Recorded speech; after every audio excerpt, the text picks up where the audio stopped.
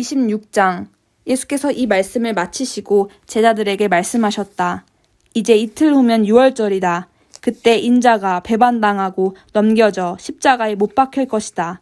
그 순간에 대제사장과 종교 지도자들 무리가 가야바라 하는 대제사장의 집무실에 모여 예수를 몰래 잡아 죽이려는 음모를 꾸미고 있었다. 그들은 괜히 폭동이 나는 것은 싫다고 말하며 유월절 기간에는 그 일을 하지 않기로 뜻을 모았다. 예수께서 나병 환자 시몬의 손님으로 베다니에 계실 때 어떤 여자가 다가와서 저녁을 드시는 그분께 아주 값비싼 향유 한 병을 부었다. 제자들이 그것을 보고 발끈했다. 저렇게 한심한 일을 하다니, 이것을 큰 돈을 받고 팔아서 그 돈을 가난한 사람들에게 줄 수도 있었을 텐데. 예수께서 사태를 알아차리고 끼어드셨다.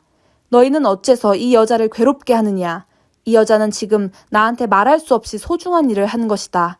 가난한 사람들은 평생 동안 너희와 함께 있겠지만 나는 그렇지 않다. 이 여자가 내 몸에 향유를 부은 것은 내게 기름을 부어 내 장례를 준비한 것이다. 내가 분명히 말한다. 온 세상에 메시지가 전파되는 곳마다 지금 이 여자가 한 일도 기억되고 기려질 것이다. 그때 12제자 가운데 하나인 가룟 유다라는 자가 대제사장 무리에게 가서 말했다. 그를 당신들에게 넘겨주면 얼마나 주겠소. 그들은 은화 30개에 합의했다.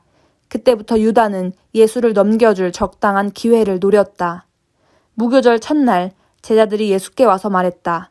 우리가 어디에서 유월절 식사를 준비하기 원하십니까? 예수께서 말씀하셨다. 시내로 들어가 한 남자에게 가서 선생님께서 내 때가 다 되었으니 나와 내 제자들이 내 집에서 유월절 식사를 지키고자 한다고 말하여라. 제자들은 정확히 예수께서 지시하신 대로 유월절 식사를 준비했다. 해가 진 후에 예수와 12제자가 식탁에 둘러앉았다. 식사 중에 예수께서 말씀하셨다. 괴롭지만 너희에게 중요한 말을 해야겠다. 너희 가운데 한 사람이 음모를 꾸미는 세력에게 나를 넘겨줄 것이다. 그들이 소스라치게 놀라서 한 사람씩 돌아가며 묻기 시작했다. 저는 아니겠지요, 주님. 예수께서 대답하셨다. 나를 넘겨줄 사람은 날마다 나와 함께 먹는 사람이고 식탁에서 내게 음식을 건네주는 사람이다. 인자가 배반당하는 것이 성경에 기록되어 있으니 이것이 전혀 뜻밖의 일은 아니다. 그러나 인자를 배반하여 넘겨줄 그 사람은 이 일을 하느니 차라리 태어나지 않았으면 좋았을 것이다. 그때 이미 배반자로 돌아선 유다가 말했다. 랍비님, 저는 아니겠지요? 예수께서 말씀하셨다. 유다야, 나를 속일 생각은 마라. 식사 중에 예수께서 빵을 들어 축복하시고 떼어서 제자들에게 주셨다. 받아서 먹어라. 이것은 내 몸이다. 또 잔을 들어 하나님께 감사하신 후에 그들에게 주셨다. 너희 모두 이것을 마셔라. 이것은 내 피다. 죄를 용서하려고 많은 사람들을 위해 붓는 하나님의 새 언약이다. 내 아버지의 나라에서 너희와 함께 마실 새날까지 내가 이 잔으로 다시는 포도주를 마시지 않을 것이다. 그들은 찬송을 부르고 곧장 올리브 산으로 갔다. 그때 예수께서 제자들에게 말씀하셨다. 이 밤이 다하기 전에 내게 벌어지는 일 때문에 너희가 넘어지고 말 것이다. 성경은 이렇게 말한다. 내가 목자를 치리니 양들이 허둥지둥 흩어질 것이다. 그러나 내가 살아난 뒤에는 너희 목자인 내가 너희보다 먼저 앞장서 갈릴리로 갈 것이다. 베드로가 불쑥 끼어들었다. 주님 때문에 다른 사람들이 다 넘어진다 해도 저는 그러지 않겠습니다. 예수께서 말씀하셨다. 너무 자신하지 마라. 바로 오늘 밤 수탉이 새벽을 알리기 전에 내가 나를 3번 부인할 것이다. 베드로가 우겼다. 주님과 함께 죽는 한이 있어도 절대로 주님을 부인하지 않겠습니다. 다른 제자들도 모두 똑같이 말했다.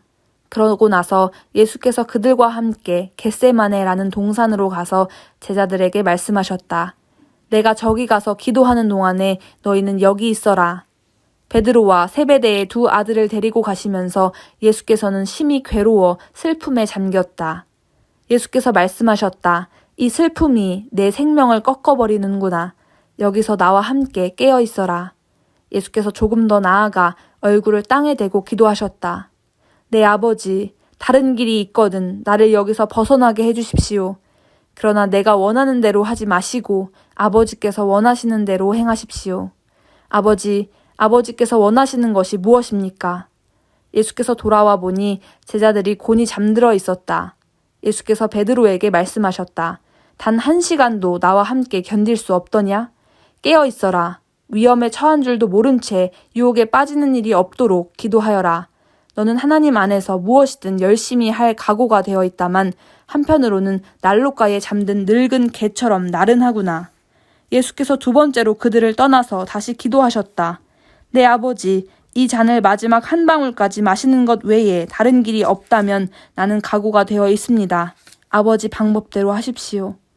예수께서 돌아와 보니 이번에도 제자들이 곤히 잠들어 있었다. 도저히 눈이 떠지지 않았던 것이다. 예수께서 이번에는 그들을 자도록 두시고 3번째로 가서 기도하시되 똑같은 말씀으로 마지막으로 한 번 더 기도하셨다. 예수께서 돌아와 말씀하셨다. 밤새도록 자려느냐? 내 때가 되었다. 인자가 죄인들의 손에 넘어간다. 일어나거라. 가자. 나를 배반할 자가 왔다. 예수의 입에서 그 말이 채 떨어지기가 무섭게 12제자 가운데 하나인 유다가 나타났다. 그 곁에는 대제사장과 종교 지도자들이 보낸 무리가 칼과 몽둥이를 들고 함께 있었다. 배반자는 그들과 암호를 짜두었다. 내가 입맞추는 사람이 바로 그 자니 그를 잡으시오. 그는 곧장 예수께 가서 랍비님 안녕하십니까 하고 인사하며 그분께 입을 맞추었다. 예수께서 말씀하셨다. 친구여, 이 무슨 짓이냐? 그러자 무리가 달려들어 그분을 붙잡아 거칠게 다루었다. 예수와 함께 있던 사람들 가운데 하나가 칼을 뽑아 휘둘러서 대제사장의 종의 귀를 잘라버렸다. 예수께서 말씀하셨다. 그 칼을 도로 꽂아라. 칼을 쓰는 자는 다 칼로 망하는 법이다. 내가 당장이라도 내 아버지께 청하여서 전투 태세를 갖춘 천사 12중대를 여기로 오게 할 수 있다는 것을 너희는 모르느냐? 하지만 내가 그렇게 하면 이런 일이 일어나야 한다고 한 성경 말씀이 어떻게 이루어지겠느냐? 그런 다음 예수께서 무리에게 말씀하셨다. 내가 위험한 범죄자라도 되는 것처럼 칼과 몽둥이로 나를 잡으러 오다니 이게 무슨 짓이냐? 내가 날마다 성전에 앉아서 가르쳤지만 너희는 내게 손 하나 대지 않았다. 너희가 이렇게 한 것은 예언자의 글을 확증하고 성취하기 위해서다. 그때 제자들이 모두 황급히 달아났다.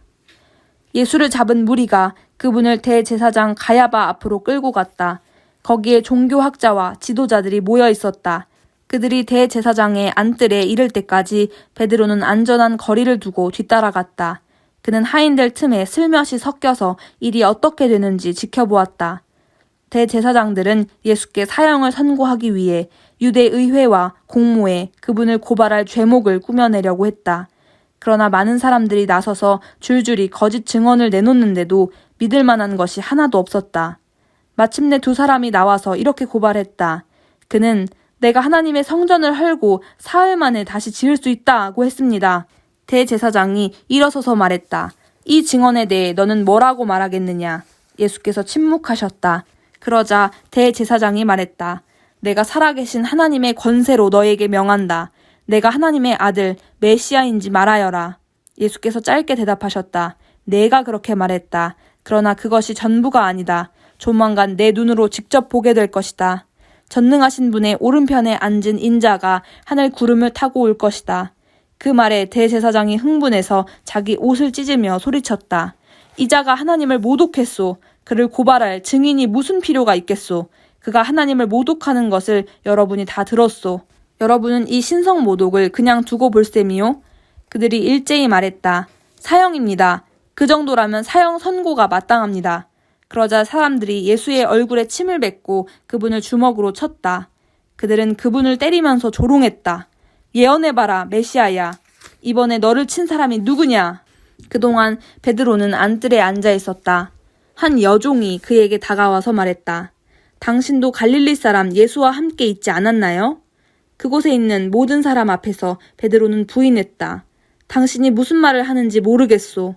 그가 문 쪽으로 가니 또 다른 사람이 옆에 있는 사람들에게 말했다. 이 사람도 나사렛 예수와 함께 있었소. 베드로는 다시 한 번 부인하며 맹세까지 더했다. 맹세하지만 나는 그 사람을 본 적도 없소. 잠시 후에 몇몇 구경꾼들이 베드로에게 다가왔다. 너도 그들 가운데 하나가 틀림없다. 내 사투리를 보면 안다. 그러나 베드로는 너무 두려워서 저주하며 말했다. 나는 그 사람을 모르오. 바로 그때 수탉이 울었다. 베드로는 수탉이 울기 전에 내가 나를 3번 부인할 것이다 라고 하신 예수의 말씀이 생각났다. 그는 밖으로 나가서 하염없이 흐느껴 울고 또 울었다.